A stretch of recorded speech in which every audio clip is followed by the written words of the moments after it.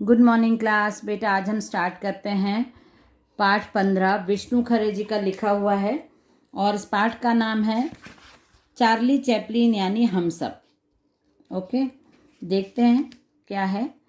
और विष्णु खरे जी का जन्म 1940 में छिंदवाड़ा मतलब हमारे मध्य प्रदेश में हुआ।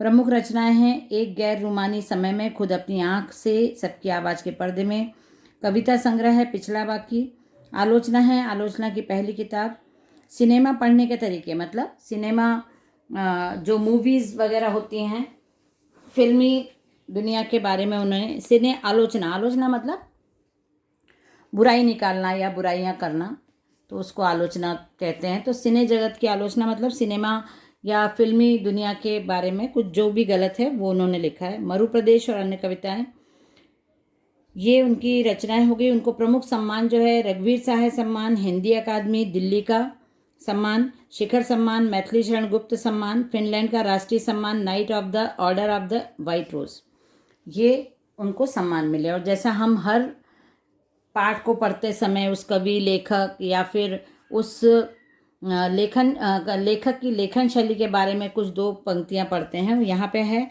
हर कलाकृति जितनी वह पढ़ी जाती है, सुनाई या दिखाई देती है उससे कहीं ज़्यादा होती है और फिल्म को लेकर शायद यह कुछ अधिक सत्य है।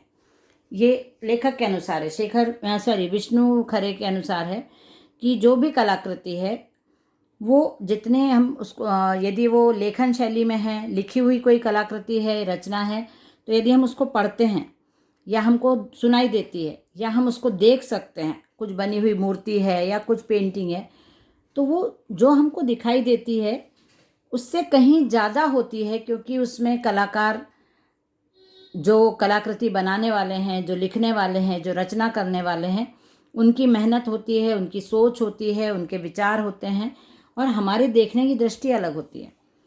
और फिल्म को लेकर शायद यह कुछ अधिक सत्य है, मतलब फिल्म के बारे में यदि आप इस पंक्ति को समझो तो कुछ ज़्यादा सही अधिक सत्य है, क्योंकि फिल्मों में भी जो हम देखते सुनते और 3 घंटे में जो हम देख के समझते हैं फिल्म को, वो अलग होता है और उसको जो बनाने का, कला कहने का और समझने का जो डायरेक्टर हैं उनका नज़रिया अलग होता है।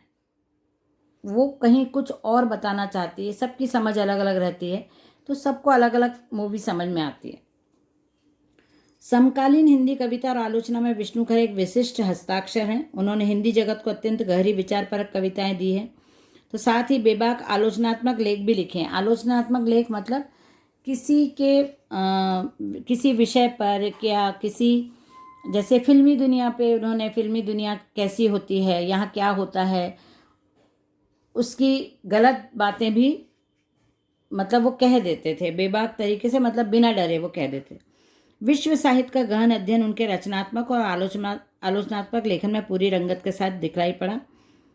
उन्होंने 1971-73 के अपने विदेश प्रवास के दरमियान उन्होंने तत्कालीन चेकोस्लोवाकिया की राजधानी प्राग के प्रतिष्ठित फिल्म क्लब की सदस्यता प्राप्त कर संसार भर की सैकड़ों उत्कृष्ट फिल्में देखी। यहाँ से सिनेमा लेखन को वैचारिक गरिमा और गंभीरता देने का उनका सफ़र शुरू हुआ। Dinman, Navbharat Times, the Pioneer, the Hindustan, Jansatta, Dainik Bhaskar, हंस, कथादेश जैसे पत्र पत्रिकाओं में उनका सिनेमा विषयक लेखन प्रकाशित होता रहा है। विष्णु खरे सिनेमा की दुनिया से जुड़े, मतलब उन्होंने जो इंटरनेशनल फिल्म फेस्टिवल्स होते थे और वहाँ जब वो बाहर गए तो फिल्मी क्लब की सदस्यता उनको मिली। उसके बाद उन्होंने जो ये होते हैं फिल्मों के जो जैसे दिखाए जाते हैं ना, तो उन्होंने बहुत सारी फिल्में देखी पूरे विश्व की अलग अलग भाषाओं की। फिर उसके उनको नॉलेज हो गया तो उन्होंने लिखना शुरू करा उसके ऊपर। और जो अपने न्यूज़पेपर्स हैं, दिनमान, दैनिक भास्कर और नवभारत टाइम्स, द हिंदुस्तान, जनसत्ता, इसमें इनके फिल्मी लेख, सिनेमा के विषय में, फिल्मों के विषय में इनके लेख प्रकाशित होते रहे हैं। उसके बाद यहाँ पूरा वही सब बताया उनके बारे में एक किताब की भूमिका में वे लिखते हैं, यह ठीक है कि अब भारत में भी सिनेमा के महत्व और शास्त्रीयता को पहचान लिया गया है और उसके सिद्धांतकार भी उभर आए हैं, लेकिन दुर्भाग्यवश जितना गंभीर काम हमारे सिनेमा पर यूरोप और अमेरिका में हो रहा है, शायद उसका शतांश भी हमारे यहाँ नहीं है। हिंदी में सिनेमा के सिद्धांतों पर शायद ही कोई अच्छी मूल पुस्तक हो। हमारा लगभग पूरा समाज अभी भी सिनेमा जाने या देखने को एक हल्के अपराध की तरह देखता है। मतलब जो जिस समय उन्होंने ये लिखा उस समय के समाज के बारे में भी बताया है कि कई लोग बहुत बेबाक या कभी भी मूवी देख नहीं सकते हैं, कभी देखते भी हैं तो डरते हुए देखते हैं। ऐसा अलग अलग धारणा की वजह से ऐसा है। विश्व साहित्य के समानांतर फल फूल रहा है। 2 महायुद्धों के बाद ही दहशत, नवस्वतंत्र देशों का नैतिक भूगोल, औपनिवेशिक दास्ता का मानसिक अवक्षेपण, विश्व सिनेमा जिस कौशल से है विषय लगातार बिंबित करता रहा है, उसके विकास में चार्ली चैपलिन नामक महान अभिनेता का बड़ा योगदान है। इसलिए चार्ली चैपलिन यानी हम सब नामक पाठ इस महान अभिनेता के भीतर के इंसान को जानने का अवसर देता है।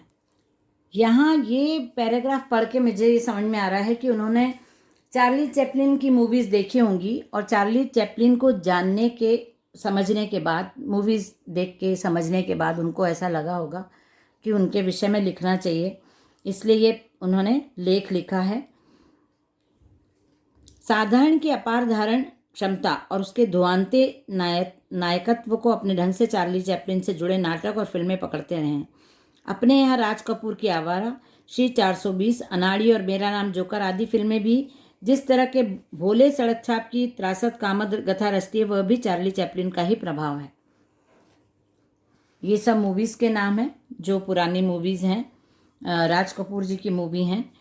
तो यहाँ पे एक लेखक का यही कहना है कि चार्ली चैपलिन का जो व्यक्तित्व था या चार्ली चैपलिन जिस प्रकार की भूमिकाएं करते थे, उस प्रकार की राज कपूर जी ने भूमिकाएं उनसे प्रभावित होकर कुछ किसी एक किरदार के बारे में जो अपने उसमें दिखाया है, फिल्मों में दिखाया है, वो शायद चार्ली चैपलिन का ही प्रभाव है।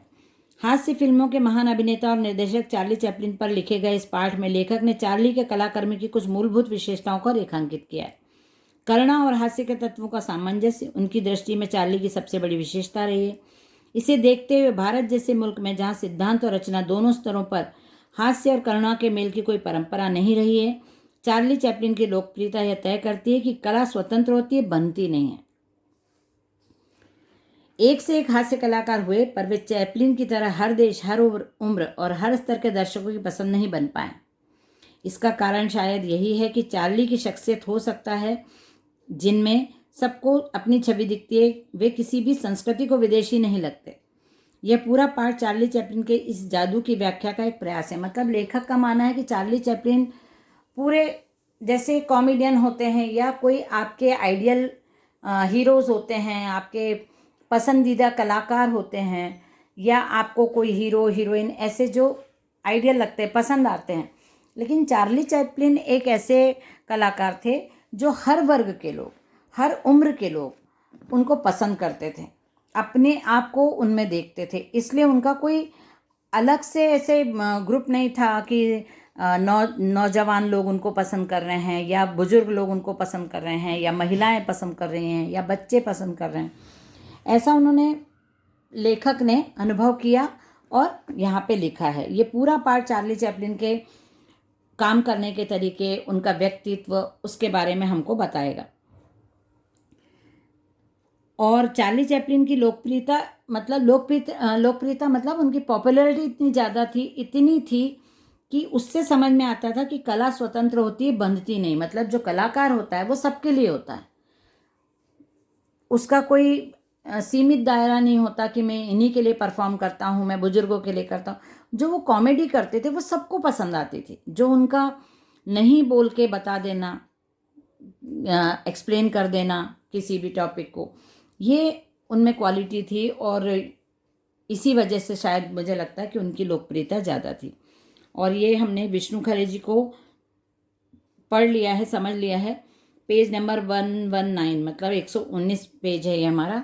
और हम कल इस पार्ट को स्टार्ट करेंगे नेक्स्ट क्लास में। चार्ली चैपलिन यानी हम सब, चार्ली चैपलिन के बारे में ही है पूरा पार्ट, और हम इसको कल पढ़ के समझेंगे। ठीक है, चलिए बाय एवरीवन।